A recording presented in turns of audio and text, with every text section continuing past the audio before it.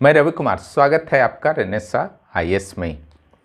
चलिए, मुगलों के सुदृढ़ीकरण के कुछ कन्फ्यूजिंग पक्षों पर हम लोग आज बात करते हैं।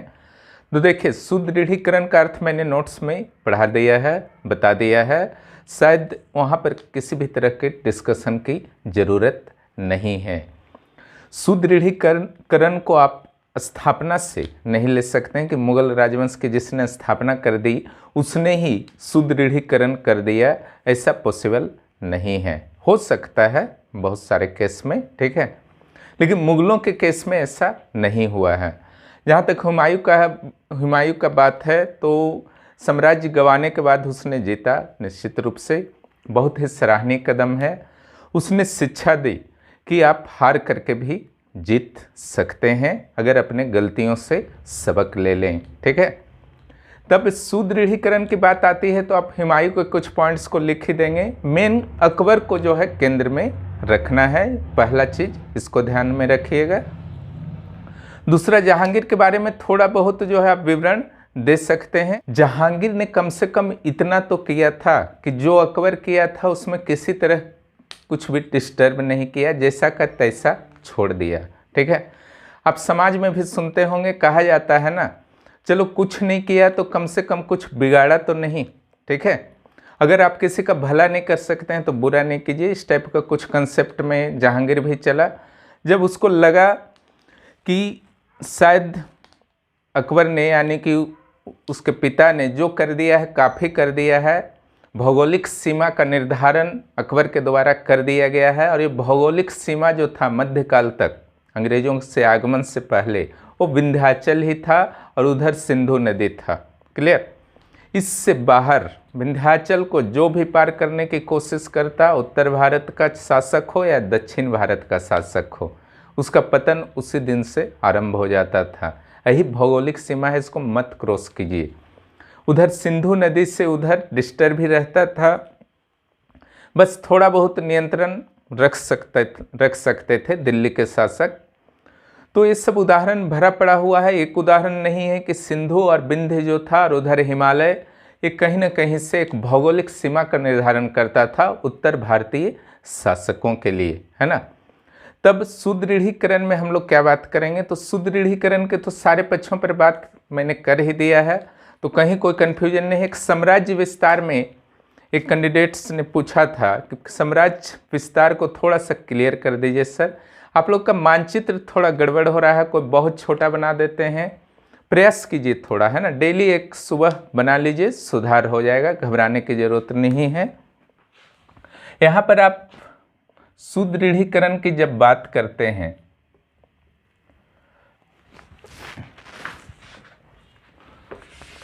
और अकबर के साम्राज्य विस्तार पर अगर हम लोग डिस्कशन करते हैं,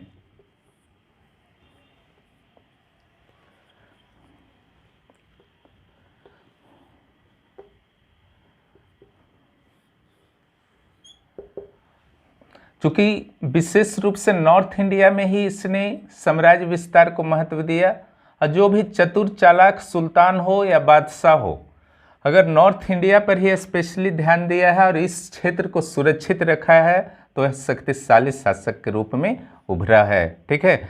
चाहे बलबन हो या अलाउद्दीन खिलजी हो या शेरशाह हो या अकबर हो, है ना।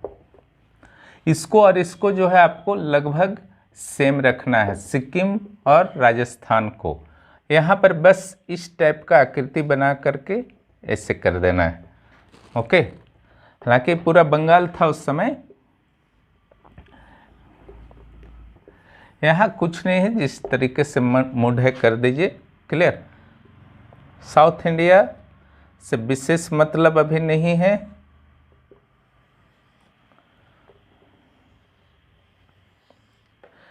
ठीक है। पूरा लाइए, इधर डाउन लाइए, फिर लगभग सीधा लाना है, हल्का सा उठाते हुए, क्लियर। तो इस तरीके से एक सामान्य मैप आप बना सकते हैं। धीरे धीरे प्रैक्टिस करने से, सावधानी से बनाने से 25 से 30 सेकंड में एक अच्छा मैप बन सकता है। अब यहाँ पर अकबर का बात करते हैं, तो ध्यान रखिएगा, चाहे दिल्ली सल्तनत हो या मुगल काल हो, ये सेक्शन को मजबूत रखना है। सबसे बेहतर होगा, मैं राजस्थान के मैप को अभी स्क्रीन पर आपको डाल दूंगा, आप लोग एक बार राजस्थान के 4, 5, 6 डिस्ट्रिक्ट्स को जरूर देख लीजिएगा और कुछ मध्य प्रदेश के डिस्ट्रिक्ट को, है ना, और दिल्ली के आसपास के उन शहरों को आपको देख लेना है जिसके नाम बार बार आते हैं। आज के एटलस में देख लीजिए, इसे हिस्टोरिकल एटलस में देखने की ज़रूरत नहीं है क्योंकि वहाँ नाम जो हैं डिफरेंट रह सकते हैं। तो देखिए यहाँ पर तरीका क्या है, ये तो आपका दिल्ली हो गया। पानीपत प्रारंभिक सुदृढ़ीकरण, है ना। प्रारंभिक सुदृढ़ीकरण में अकबर क्या करता है कि देखिए वो तो था बेचारा छोटा अकबर, लेकिन ऐसा नहीं कि प्रशासन के क्षेत्र में उसका अनुभव नहीं था। उसके पिता ने जो गलती किया था हुमायूं ने, उस गलती को फिर से दोहराना नहीं चाहता था, इसलिए अकबर को शुरू से ही अलग अलग सूबों का गवर्नर बना दिया ताकि उससे प्रशासनिक अनुभव हो सके। लेकिन फिर भी बहुत छोटा था, तो बैरम खान का संरक्षण था, चूँकि पिता की मृत्यु सीढ़ी से गिरने के कारण हो गई थी, पुस्तकालय के सीढ़ी से गिरने के कारण। तो पानीपत के युद्ध में मुख्य रूप से योगदान रहा बैरम खां का। हालांकि पानीपत का जो 1556 में दूसरा युद्ध हुआ उसमें लगभग हार ही चुका था बैरम खान, लेकिन हेमू या विक्रमादित्य की उपाधि जिसे आदिल शाह सूर्य ने दी थी, उसके आँख में जो है तीर लग गया, जिसके कारण समझ लीजिए कि पासा ही पलट गया। ऐसा होना नहीं चाहिए था, है ना। जब जीत रहा था जीतना चाहिए था। तो पता नहीं क्या कंसेप्ट था। हालांकि जब लीडर पीछे हट जाता है तो आज भी थोड़ा सा हो जाता है, जब लीडर ही पीछे हट जाता है तो जो उसके फॉलोअर्स होते हैं वो नर्वस हो जाते हैं। शायद यही कंसेप्ट काम करता हो, है ना। तो उसके लिए पहले से एक स्ट्रेटजी बननी चाहिए, क्योंकि लीडर जो भी होता है वो भी तो आदमी है ना। तो बाकी एक अगर स्ट्रेटजी होता है कि अगर लीडर को कुछ प्रॉब्लम्स आता है युद्ध के दौरान, तो फिर क्या रणनीति अपनाना चाहिए। तो युद्ध में अगर ऐसा रणनीति रहता तो शायद ऐसा नहीं होता, लेकिन कोई वो मैटर नहीं है। मैटर अब सिर्फ ये है कि हार चुका था। तो दिल्ली पर तो कब्जा हो गया, लेकिन हर तरफ जो है अव्यवस्था फैला हुआ था। जो शेरशाह ने पूरे नॉर्थ इंडिया को जीता था, ठीक है, ये है विंध्याचल पर्वत,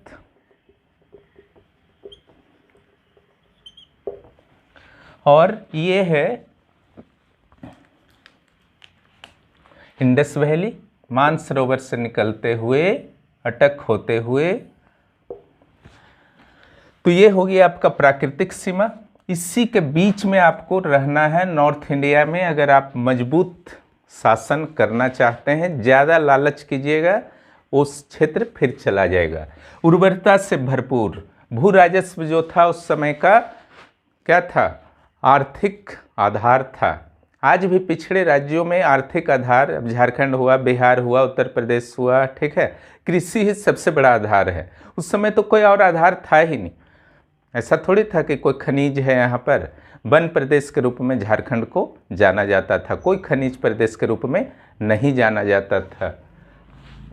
तो ये सीमा आपका हो गया। इसका उल्लंघन अकबर जैसा चतुर, कुशल और दूरदर्शी शासक शायद ही कर सकता था। शेरशाह जैसा, अलाउद्दीन खिलजी जैसा शासक, अशोक जैसा शासक कभी नहीं कर सकता था, है ना।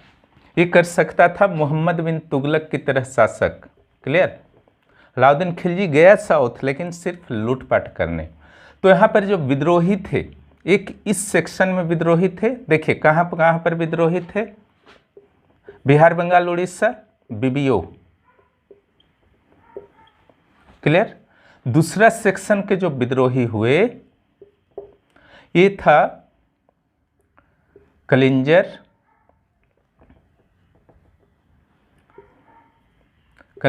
मालवा, गोंडवाना। क्लियर। इससे नियंत्रण करना था। तीसरा सेक्शन के जो विद्रोही हुए ये राजपूत लोग थे इस सेक्शन में। क्लियर। चौथा सेक्शन नॉर्थ वेस्ट इंडिया को सेव करना था। क्लियर।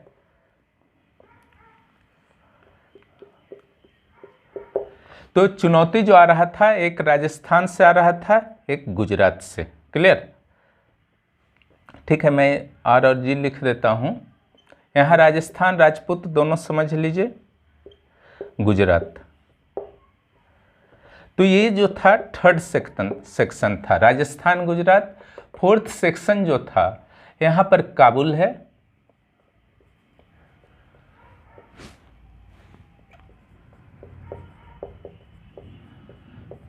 यहाँ पर कंधार है, इधर ईरान था, अभी भी है फारस। इसको तो ऐसे ही बहुत दुख था कि हमको खलीफा नहीं माना। सुल्तान लोग बहुत खलीफा कम से कम मानते थे ना, वैल्यू देना छोड़ दिया था मुगलों ने, खुद को बादशाह घोषित कर दिया था। फर-ए-इजदी, दैवीय प्रकाश, राजत्व को दैवीय प्रकाश अबुल फजल ने घोषित कर दिया था कि राजा जो होते हैं वो ईश्वर के प्रकाश होते हैं, इसलिए आम जनता से जो हैं अलग हैं। बलबन वाला कंसेप्ट याद रखिएगा, बलबन के राजत्व सिद्धांत, ठीक है। राजत्व सिद्धांत का जब भी बात आएगा पहले बलबन का आएगा। दिल्ली सल्तनत में यहाँ पर क्लियर हुआ राजत्व सिद्धांत पूरी तरह से अकबर के काल में। तो इधर ईरान फारस था, मुल्तान, सिंध, बलूचिस्तान, ध्यान से देखिए, हर जगह ही सब काम देगा, समझे ना। प्राचीन भारत से लेकर के आधुनिक भारत तक नाम थोड़ा बहुत चेंज हो जाएगा। ये तो दिल्ली है, क्लियरली है, इसमें कोई कन्फ्यूजन ही नहीं होगा आप लोगों को। कश्मीर है ना। ये नॉर्थ वेस्ट सेक्शन है जहाँ से अटैक होते थे, ठीक है। खैबर, गोमल, बोलन दर्रा अटैक रीजन। चाहे सिकंदर ने अटैक किया हो, शक, कुषाण, तुर्की, ठीक है, मंगोल, या फिर मुगलों ने खुद, उन्होंने भी इधर से ही अटैक किया था। सिकंदर लोदी इधर सुरक्षा नहीं दे पाया तो उसकी भी सत्ता गई। अकबर इस चीज़ को भी जानता था, इसलिए बहुत सीरियसली इस मैटर को लिया था। यहाँ राजपूत लोग हो गए, है ना। यहाँ बिहार, बंगाल, उड़ीसा, कई क्षेत्रों में जो आपके स्वतंत्र क्षेत्र आप मैं दिखा रहा हूँ, बहुत सारे क्षेत्रों में मुस्लिम शासक ही थे, है ना। ऐसा नहीं कि हर जगह हिंदू थे, बहुत जगह मुस्लिम भी थे, बहुत जगह हिंदू भी थे। साउथ में भी इसी तरह से इस समय किनका अस्तित्व था? बहमनी राज के बाद जो 5 राज्य बने थे उनका अस्तित्व था, उस सारे में तो मुस्लिम शासक थे। हालांकि साउथ का जो था थोड़ा सा स्ट्रक्चर अलग था, वहाँ पर सुन्नी मुस्लिम नहीं थे, शिया मुस्लिम थे। लेकिन न ही धर्म न ही कुछ और, ठीक है। हर चीज़ का मेन कारण जो होता है इकोनॉमिक होता है, आर्थिक कारण होता है, जो मैं शुरू से आपको समझाया करता हूँ। आज भी वही चीज़ होगा और कुछ नहीं होगा, ठीक है। मुगल में भी और आज भी वर्तमान में भी आप ध्यान से खोजिए, ठीक है, तो कहीं ना कहीं से आपको हर चीज़ के पीछे इकोनॉमिक सेक्शन फिल होने लगेगा, ठीक है। चाहे आपका जनसंख्या वृद्धि का सेक्शन हो, शिक्षा का सेक्शन हो, प्रजनन दर अधिक होना, हर चीज़ के पीछे आपको आर्थिक कारक, ठीक है, सबसे इम्पोर्टेंट फील होगा। हालांकि एक तत्व और आधुनिक काल में जुड़ चुका है, शैक्षिक कारक, ठीक है। लेकिन शिक्षा भी कहीं ना कहीं से अर्थव्यवस्था से ही प्रभावित होता है, ठीक है। जिनके घर में अच्छी आर्थिक स्थिति है वो अच्छी शिक्षा ले सकते हैं। अब आवारा निकल गए तो अलग मैटर है, वो उनका पर्सनल डिसीजन है, नहीं लिए तो, लेकिन उनके लिए संभावनाएं रहती हैं। लेकिन अगर आर्थिक संसाधन नहीं है तो निश्चित रूप से शिक्षा लेना भी आज के युग में कठिन है, चिकित्सा की तरह। क्लियर? खैर यहाँ पर आइए, तो यहाँ पर अकबर जो था दिल्ली जीत गया था बैरम खां के।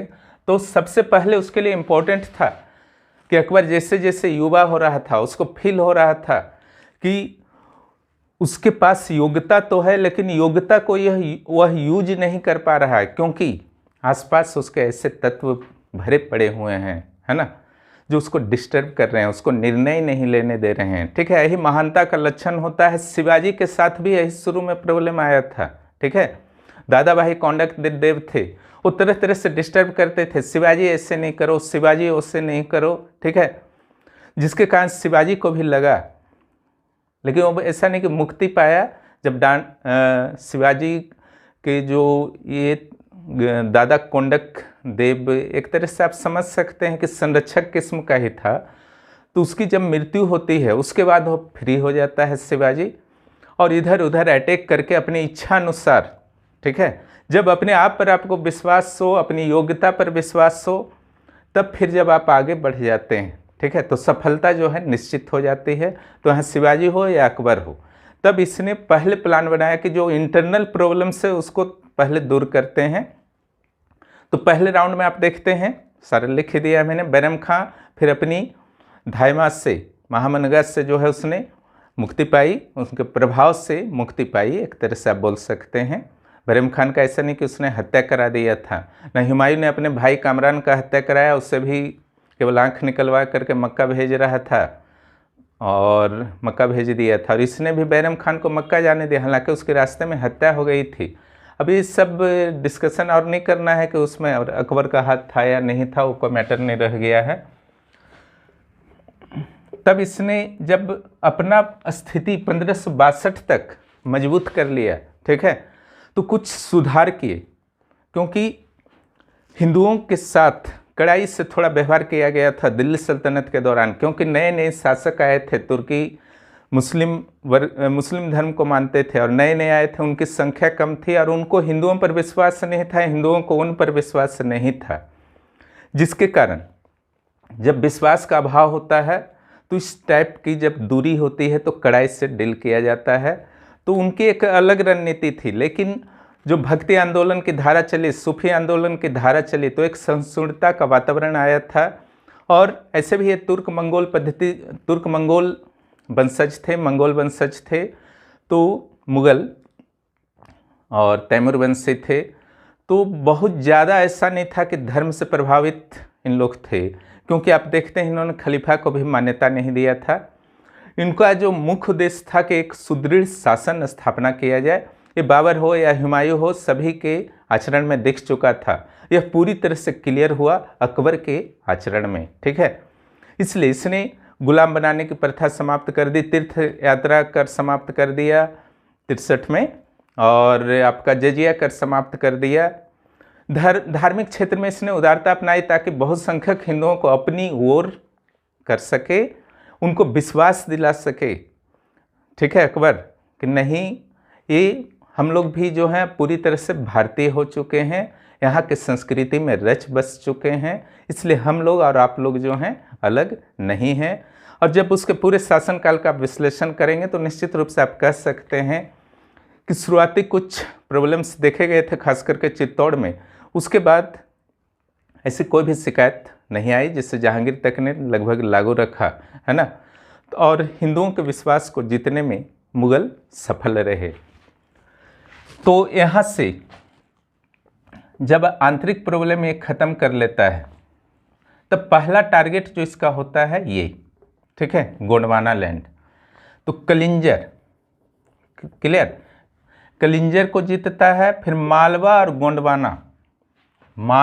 गोंडवाना में इसको प्रॉब्लम का सामना करना पड़ता है। मालवा में बाज बहादुर शासक था और उसकी पत्नी जो थी रूपमती थी। हालांकि इस युद्ध ने अकबर को आंतरिक प्रॉब्लम भी दूर करने में कुछ मदद दिया। मालवा का बाज बहादुर विद्रोह कर बैठा था। जब आदम खां को वहाँ भेजा गया, जो महामनगा का पुत्र था, तो आदम खां जब वहाँ पर जाता है तो जीत तो मिल ही जाती है, मुगल शक्तिशाली हो चुके थे, लेकिन वह रानी रूपमती को हरम में ले जाने की कोशिश करता है, ठीक है। तो यह शायद पसंद नहीं करता है, लेकिन अकबर के द्वारा पसंद नहीं किया जाता है, क्योंकि उसने जो वैवाहिक नीति भी राजपूत कन्याओं के साथ कुछ मामलों में किया था, वो जबरन नहीं किया था, वो ऐच्छिक था, है ना, आमेर के राजा का।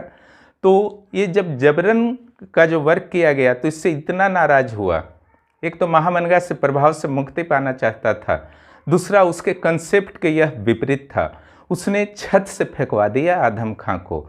एक बार में वो नहीं मरा, 3 बार उससे फेंकवाया। आप शायद फिल्म में भी इसे देख चुके होंगे, ठीक है। तो ये मैटर जो था सॉल्व हुआ।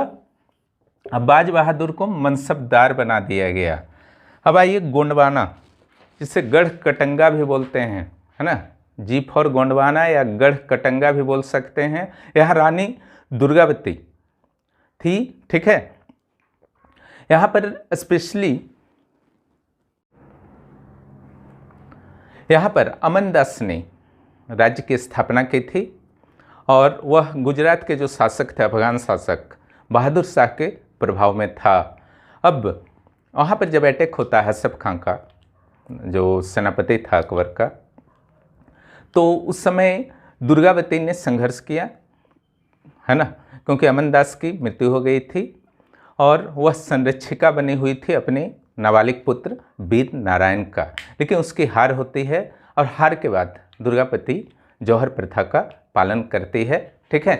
हालांकि अकबर ने फिर से उदारता का व्यवहार करते हुए कुछ किलों को छोड़कर बाकी गढ़कटंगा के उत्तराधिकारियों को लौटा दिया राज्य। उसको राज्य को नियंत्रण करने का कोई भी ऐसा विचार नहीं था, सिंपल था, यस कि सिर्फ साउथ की ओर का फ्री रास्ता चाहता था आज या फ्यूचर को देखते हुए, ठीक है, कि साउथ की ओर भी सुदृढ़ किया जाए।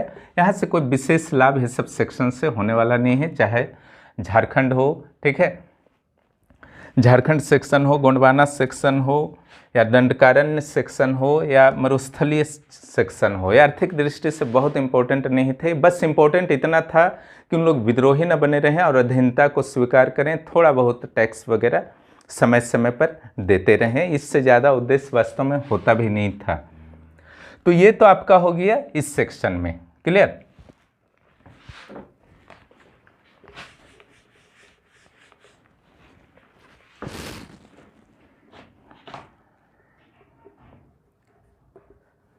मालवा,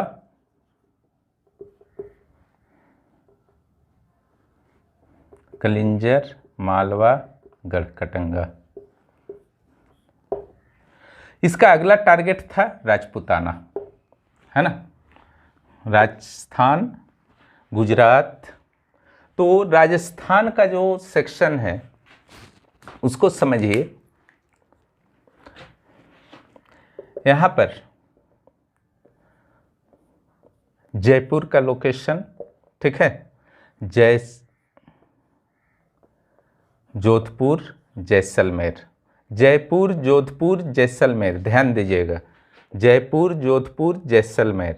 यहाँ है रणथंभौर, क्या है, रणथंभौर है, यहाँ पर बीबी कर दीजिए, है ना। ये हो गया बीकानेर, ये हो गया बाड़मेर, क्लियर।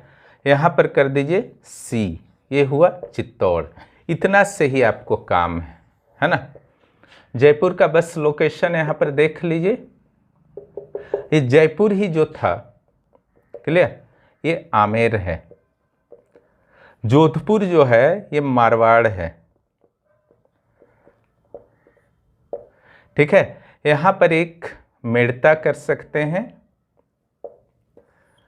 मेड़ता, ये जो है नागौर है,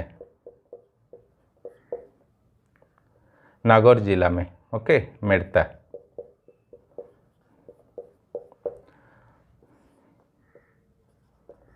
बीकानेर, बाड़मेर, रणथंभौर जो है सवाई माधोपुर जिला में, बहुत ही मजबूत किला माना जाता था। चित्तौड़,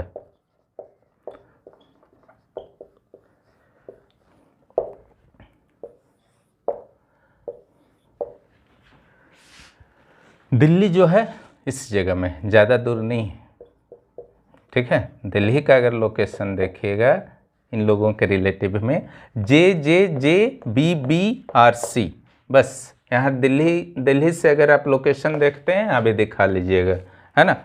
तब यहाँ पर आप देखिए, ध्यान से देखिए, यहाँ दिल्ली है, यहाँ आमेर है, आमेर माने जयपुर है। ये तो बेचारा बहुत सामने था, और जयपुर जो है राजस्थान का मैदानी इलाका माना जाता है। इसके पास कोई चारा नहीं था, जब चाहते इसके मुगल जो थे इसे गला पकड़ करके जीत सकते थे। इसीलिए यहाँ का राजा जो था उस समय भारमल, ये चुपचाप से अधीनता स्वीकार कर लिया और इसके साथ वैवाहिक संबंध भी रहे, है ना। क्लियर, ये वाला क्लियर हो गया आपका। अब रह गया मारवाड़, है ना, जैसलमेर और बीकानेर। मारवाड़, जैसलमेर, बीकानेर, बाड़मेर का तो नाम ऐसा आता नहीं है, ठीक है, लेकिन वो तीनों जो है एकदम मरुस्थलीय क्षेत्र में है, ठीक है। जब इधर की बात हुई, केवल एक लेटर गया, तीनों ने तुरंत ही अधीनता स्वीकार कर लिया, क्योंकि राजपद को बचा इसी तरीके से कर सकते थे, क्योंकि इनके पास इतने आर्थिक संसाधन नहीं थे कि ये मुकाबला कर पाते दिल्ली की शक्तियों का। ठीक है, चाहे कोई भी शक्ति होता दिल्ली का, ये मुकाबला नहीं कर पाते। हाँ, जब यहाँ पर वीक होता है तब ये सब सेक्शन जो है विद्रोह कर स्वतंत्रता की घोषणा कर देता है, लेकिन ऐसे भी स्वायत्त थे, स्वतंत्र नहीं थे, तो दिक्कत क्या था। अब रह गया रणथंभौर। रणथंभौर आर्थिक दृष्टि से थोड़ा बहुत तो मजबूत था ही, और साथ में भौगोलिक स्थिति ऐसी थी कि यहाँ पर मजबूत किले बनाए जा सकते थे। इसलिए यहाँ पर जितना हमेशा से, चाहे सुल्तान हो या फिर बादशाह हो, हमेशा से दिक्कत रहा है। यहाँ पर भी सुरजनहाड़ा को हराने में काफ़ी समस्या का सामना करना पड़ा, लेकिन सफलता मिली। चित्तौड़, सेम कंडीशन है रणथंभौर के वाली का, है ना। चित्तौड़ इट मीन्स उदयपुर के पड़ोसी जिला राजस्थान का। चित्तौड़ में उस समय राणा उदय सिंह था। 2 अटैक हुआ चित्तौड़ पर। एक 1567, चित्तौड़ पर कितना अटैक हुआ? 2 अटैक। 67, 1500, इसको उल्टा कर दीजिए, 76। इस समय उदय सिंह और इस समय राणा प्रताप। क्लियर? दोनों बार संघर्ष किया, हालांकि उदय सिंह को भागना पड़ा था चित्तौड़ छोड़ के, लेकिन राणा प्रताप ने संघर्ष किया। गोगुंडा हल्दी घाटी की लड़ाई में उसे पराजय का सामना करना पड़ा, और चित्तौड़, उदयपुर इत्यादि किले जो है उसके हाथ से निकल गए। लेकिन राणा प्रताप जो है जंगल में रहकर छापा मार पद्धति के द्वारा जो है संघर्ष करता रहा। लेकिन अकबर ने ध्यान नहीं दिया, क्योंकि उसे पता था कि उदयपुर और चित्तौड़ को ही जितना इम्पोर्टेंट है, जंगल में घुस करके लड़ने का कोई मतलब नहीं। क्यों लड़ेगा, है ना, क्या मिलेगा लड़ करके, है ना। इसलिए वो भी संघर्ष अपना राणा प्रताप भी करता रहा, और अकबर ने इधर से ध्यान देना छोड़ दिया। लेकिन जब राणा प्रताप की मृत्यु हो जाती है तो उसके बाद यहाँ से पूरी तरह से टेंशन फ्री हो जाता है। इसके बाद एक गुजरात को भी जीत लिया था 1570-71 में। उसके बाद फतेहपुर सिकरी, आगरा से फतेहपुर सिकरी लाया था ताकि पूरी तरह से कंट्रोल किया जाए। यहाँ पर आगरा है, मुगलों की 2 राजधानियाँ रही हैं, आगरा और दिल्ली, है ना।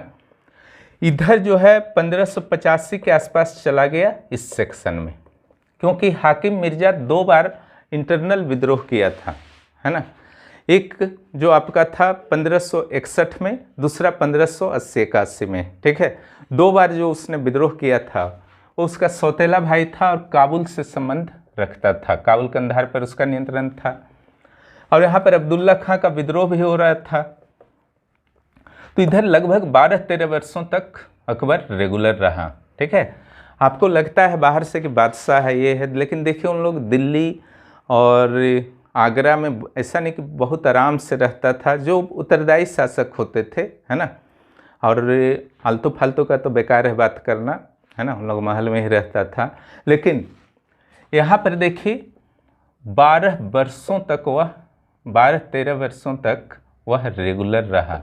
ठीक है, और इस क्षेत्र को ही मजबूत करने के लिए, ध्यान दीजिएगा, बहुत इंपॉर्टेंट लाइन है, इस नॉर्थ वेस्ट का समस्या को समाप्त करने के लिए ही इसने क्या किया, काबुल कंधार को अपना प्रत्यक्ष नियंत्रण में लिया। पहला कश्मीर को जीता, यूसुफ याकूब नामक 2 भाई वहाँ पर शासन कर रहे थे। मुल्तान पहले ही जीता जा चुका था, बलूचिस्तान को जीता, सिंध को जीता। ठीक है, बलूचिस्तान सिंध सारा जीत लिया उसी के लिए, है ना। तो ये क्षेत्र जो है मजबूत हो चुका था, और इस दौरान इधर भी आपके अटैक हुए।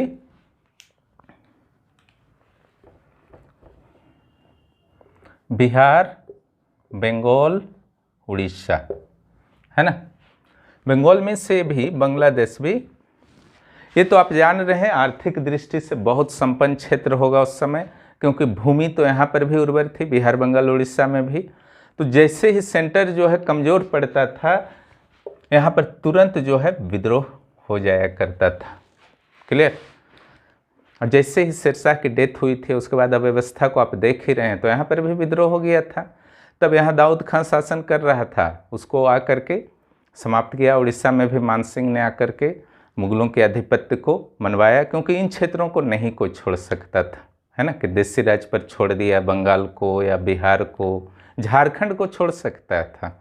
वो भी उस समय खनिज का पता चल जाता तो झारखंड को भी नहीं छोड़ता, क्योंकि यहाँ से हाथी और लकड़ी के सिवा कुछ ज़रूरत उन लोगों को नहीं होता था। इसलिए जो भी यहाँ छोटे मोटे राजवंश थे, बस कहा जाता था तुम लोग अधीनता मान लो, उसके बाद तुम लोग आराम से रहो, कोई दिक्कत नहीं। केंद्र के शासन की यही रणनीति होती थी प्राचीन काल से मध्यकाल तक, अंग्रेजों तक। लेकिन बिहार, बंगाल, उड़ीसा, ये सबको फ्री नहीं छोड़ा जा सकता था, अन्यथा भू राजस्व का भारी हानि होता था। तो इसको भी जीत लिया गया। उसके बाद जो है विंध्या के बाहर जो है ध्यान दिया गया अंतिम में 1597 में, स्पेशली जब इधर से फ्री होता है अब्दुल्ला खां की मृत्यु के बाद। 1595 में राणा प्रताप की मृत्यु हुई, 1597 में अब्दुल्ला खां की मृत्यु हो गई, और अकबर अब फ्री हो चुका था नॉर्थ वेस्ट से, राजपूताना से। तब इधर ध्यान देता है और अहमदनगर पर दबाव बनाने लगता है। तो एक युद्ध हुआ जिसमें हार हुआ। तो बीजापुर और गोलकुंडा जो साउथ में थे, है ना, जिसे औरंगजेब ने मिलाया था, बीजापुर गोलकुंडा जब संधि कर लेती है चांद बेबी अकबर के साथ, हालांकि इतना डिटेल में नहीं लिखना है, जितना मैंने लिखा है उतना ही लिखिएगा। तो बीजापुर गोलकुंडा को यह पसंद नहीं आता है, ठीक है। तो वह भी साथ देता है अहमदनगर का कि हम लोग साथ मिल करके मुगलों को जो है विंध्य से जो है नॉर्थ ढकेल देना है, क्लियर। लेकिन तीनों सेनाओं की हार होती है। तो इसका परिणाम जो रहा, अंत में परिणाम रहा, बीच की घटनाओं में नहीं जाना है, क्यों किया गया था, नहीं किया गया था, तो दक्षिण नीति, अकबर का दक्षिण नीति में चला जाएगा। तो परिणाम जो ही हुआ, बरार, बलाघाट और असीरगढ़, ठीक है, खानदेश नाम का एक राज्य था, उससे असीरगढ़ का किला छीन लिया। तो 3 स्थान जो है उसको मिले। इससे ज़्यादा इंटरेस्टेड अकबर भी नहीं था, अधीनता भी स्वीकार लगभग कर ही लिया था, और कुछ किले भी मिल गए थे, है ना, इतना ही काफ़ी था। तो इस प्रकार से आपको अब क्लियर हो गया होगा कि किस तरीके से अकबर ने सारे सेक्शन में क्या रणनीति रही, किस तरीके से सारे सेक्शन में अकबर ने अपना प्रभाव जो है स्थापित किया, मुगलों को सुदृढ़ किया, उर्वर क्षेत्रों को प्रत्यक्ष नियंत्रण में लिया, और पहाड़ी, पर्वतीय, मरुस्थलीय क्षेत्रों को उसने यूं ही छोड़ दिया। ऐसा मत सोचिएगा कि ऐसे ही अटैक होते रहता था, है ना, जहां मूड किया अटैक कर दिया, ऐसा नहीं था। हर अटैक के पीछे एक रणनीति होता है, ठीक है। आप भी जब मेंस के उत्तर लिखिएगा, बिना रणनीति का लिखिएगा तो भटक जाइएगा। इसलिए हमेशा एक प्लान्ड वे में लिखिए कि इससे हमको ज़्यादा से ज़्यादा लाभ हो, क्लियर। यह भी इतिहास सिखाता है। इसको केवल मैं फिर से बता दे रहा हूँ, है ना। ये दिल्ली है, मैप के अंदर ही दिखाना है, अलग भी दिखा सकते हैं। ये जयपुर है, ये मेड़ता है, मेड़ता मीन्स नागौर जिला, जे जे जे 3 जे बताया था ना मैंने। ये जैसलमेर है, ये सॉरी जोधपुर है, ये जो है जैसलमेर है, ये जो है बी है, बी और बी, ओके। ये हो गया बीकानेर, ऊपर वाला बीकानेर है। अजमेर इसी जगह है, जयपुर के नीचे ही है। ये है बाड़मेर है,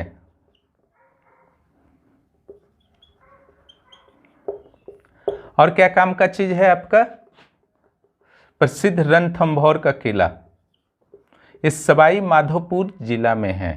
और नीचे जो है प्रसिद्ध चित्तौड़ और उदयपुर आस पड़ोस में है, ठीक है, जिसे मेवाड़ भी कहा जाता था कंबाइंड रूप से, क्लियर। चित्तौड़ उदयपुर को मेवाड़ भी बोलते हैं। इसी जगह जालौर है ना, जालौर यहीं पर है, एक जे और आ गया, ठीक है। जयपुर, जोधपुर, जैसलमेर, जालौर का भी नाम अक्सर आता रहता है, लेकिन जो पावरफुल था ये आमेर था। जयपुर मीन्स आमेर, आमेर जयपुर, मेड़ता नागौर, मेड़ता नागौर, जोधपुर मारवाड़, मारवाड़, जोधपुर क्या हुआ मारवाड़।